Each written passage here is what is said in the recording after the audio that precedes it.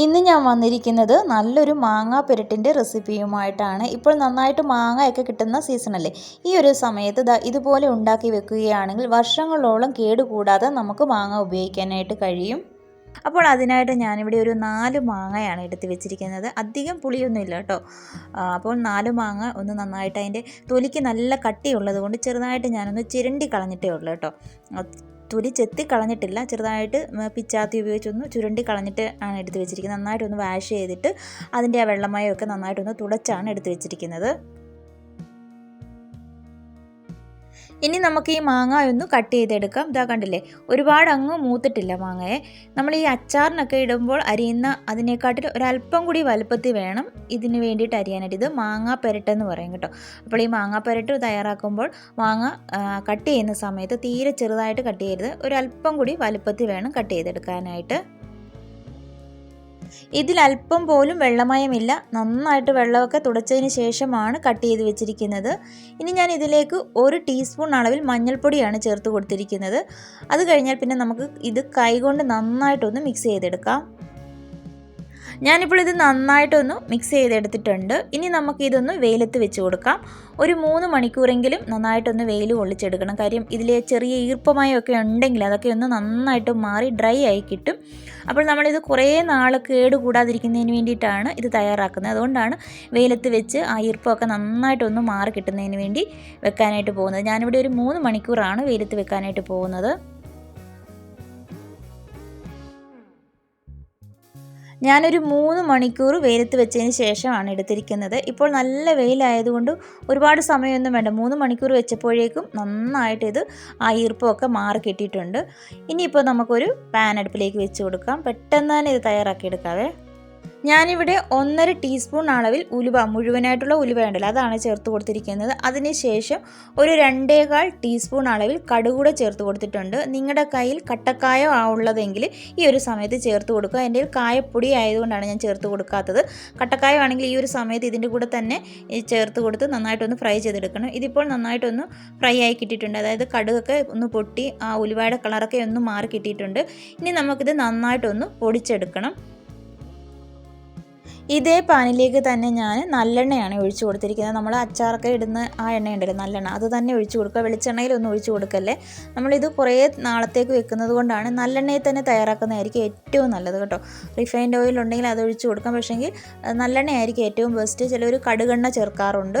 അപ്പോൾ നിങ്ങൾക്ക് യൂസ്ഫുൾ ആയിട്ടുള്ള എണ്ണ ഏതാണോ, വെളിച്ചെണ്ണയിൽ ഒരിക്കലും തയ്യാറാക്കരുത്. അതിനുശേഷം ഞാൻ ഇതിലേക്ക് ഒരു 4-5 വെളുത്തുള്ളി കട്ട് ചെയ്തതും അതുപോലെ തന്നെ 1 ടേബിൾ സ്പൂൺ അളവിൽ ഇഞ്ചി ചതച്ചതും കൂടി ചേർത്ത് കൊടുത്തിട്ടുണ്ട്. ഈ വെളുത്തുള്ളിയുടെയൊക്കെ കളറൊക്കെ ചെറുതായിട്ടൊന്ന് മാറിയിട്ടേ ഉള്ളൂ കേട്ടോ.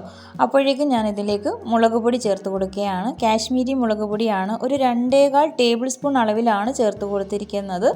അതിനുശേഷം നമുക്കിതിലേക്ക് 1/2 ടീസ്പൂൺ അളവിൽ മഞ്ഞൾപ്പൊടിയും കൂടി ചേർത്ത് കൊടുക്കാം. ഇനിയും കായപ്പൊടി ചേർത്ത് കൊടുത്തിട്ടുണ്ട്. അതായത് 1.5 ടീസ്പൂൺ അളവിലാണ് ചേർത്ത് കൊടുത്തിരിക്കുന്നത്. പിന്നെ ഈ ഒരു സമയത്ത് ഉലുവ പൊടിയാണെങ്കിൽ നിങ്ങൾ ചേർത്ത് കൊടുക്കുക. ഈ ഒരു സമയത്ത് വേണം ചേർത്ത് കൊടുക്കാനായിട്ട്. ഞാനിപ്പോൾ ഉലുവയും കടുകും ഒക്കെ കൂടി ഒന്നിച്ച് പൊടിച്ചത് കൊണ്ട് ചേർത്ത് കൊടുക്കുന്നില്ല കേട്ടോ. അപ്പോൾ പൊടിയാണെങ്കിൽ ഈ ഒരു സമയത്ത് വേണം ചേർത്ത് കൊടുക്കാനായിട്ട്. ഈ പൊടികളുടെയൊക്കെ ആ പച്ചമണമൊക്കെ ഒന്ന് മാറിയതിന് ശേഷം നമ്മൾ ഉണക്കി വെച്ചിരിക്കുന്ന മാങ്ങ ഇതിലേക്ക് ചേർത്ത് കൊടുക്കാം. അതിനുശേഷം നന്നായിട്ടൊന്ന് മിക്സ് ചെയ്തെടുക്കാം.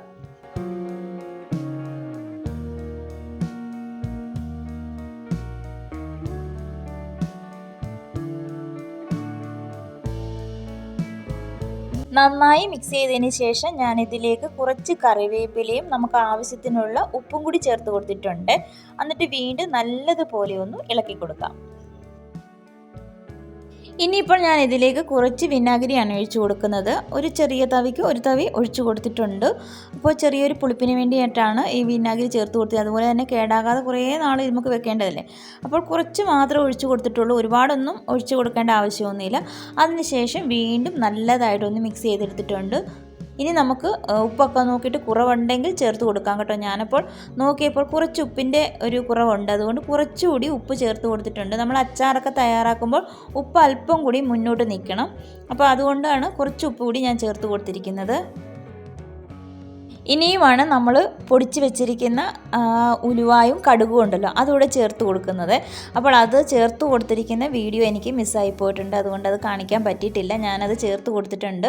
എന്നിട്ട് ഇതാ നന്നായിട്ടൊന്ന് മിക്സ് ചെയ്തെടുത്തിട്ടുണ്ട്. ഇത്രയേ ഉള്ളൂ. ഈ ഒരു സമയങ്ങളിലെല്ലാം നമ്മൾ സ്റ്റൗവിൻ്റെ ഫ്ലെയിം നന്നായിട്ട് കുറച്ച് വെച്ചിട്ടാണ് ചെയ്തിരിക്കുന്നത്. ഇപ്പോൾ മാങ്ങയൊക്കെ നന്നായിട്ട് ഇളക്കി നല്ല സോഫ്റ്റായി കിട്ടിയിട്ടുണ്ട്. ഇതിലേക്ക് വെള്ളമൊന്നും ചേർത്ത് കൊടുക്കരുത്. നമുക്ക് കുറേ നാൾ കേടുകൂടാതെ ഇങ്ങനെ ഉണ്ടാക്കുകയാണെങ്കിൽ ഈ മാങ്ങ ഇരുന്നോളും. ഇനിയിപ്പോൾ നല്ലതുപോലെ തണുത്തതിന് ശേഷം നമുക്കിത് നല്ലൊരു കുപ്പിയിലേക്കാക്കി മാറ്റി വെക്കാം. മാങ്ങ നന്നായിട്ട് തണുത്തതിന് ശേഷം ഞാനൊരു കുപ്പിയിലേക്ക് ആക്കി കൊടുത്തിട്ടുണ്ട്. ഇതുപോലെയുള്ള ചില്ല് കുപ്പിയിലാക്കി കൊടുക്കണം. നമ്മളിപ്പോൾ അച്ചാറൊക്കെ ഇട്ട് കൊടുക്കുമ്പോൾ പ്ലാസ്റ്റിക് കുപ്പിയിൽ അധികം ഇട്ട് വെക്കാതിരിക്കാനായിട്ട് നോക്കുക. അതിനുശേഷം ഞാൻ 1 ടേബിൾ സ്പൂൺ അളവിൽ നല്ലെണ്ണ ഒന്ന് ചൂടാക്കിയിട്ട് ഇതിൻ്റെ മുകളിലേക്ക് ഒഴിച്ചു കൊടുക്കുന്നുണ്ട്. ഇങ്ങനെ ചെയ്യുകയാണെങ്കിൽ നന്നായിട്ട് കേടുകൂടാതിരിക്കും, പൂപ്പലൊന്നും ഉണ്ടാകത്തില്ല. അപ്പോൾ അതുകൂടി ഒഴിച്ചു കൊടുത്തിട്ട് നമുക്കിത് നന്നായിട്ട് അടച്ചു വെക്കാം. ഇതിപ്പോൾ ഞാൻ വളരെ കുറച്ച് മാത്രമേ ഉണ്ടാക്കിയിട്ടുള്ളൂ. മാങ്ങയൊക്കെ ഒരുപാട് കിട്ടുമ്പോൾ ഈ ഒരു രീതിയിൽ തയ്യാറാക്കി വെക്കുകയാണെങ്കിൽ നമുക്ക് കുറേ നാളുകൾ ഉപയോഗിക്കാനായിട്ട് കഴിയും. പിന്നെ ഇത് ഫ്രിഡ്ജിലൊന്നും വെക്കേണ്ട കാര്യമില്ല, പുറത്ത് തന്നെ വെച്ചാൽ മതി, കേടൊന്നും ആകത്തില്ല കേട്ടോ. അപ്പോൾ ഈ വീഡിയോ ഇഷ്ടമായിട്ടുണ്ടെങ്കിൽ ലൈക്ക് ചെയ്യുക, ഷെയർ ചെയ്യുക, സബ്സ്ക്രൈബ് ചെയ്യുക. Thanks for watching.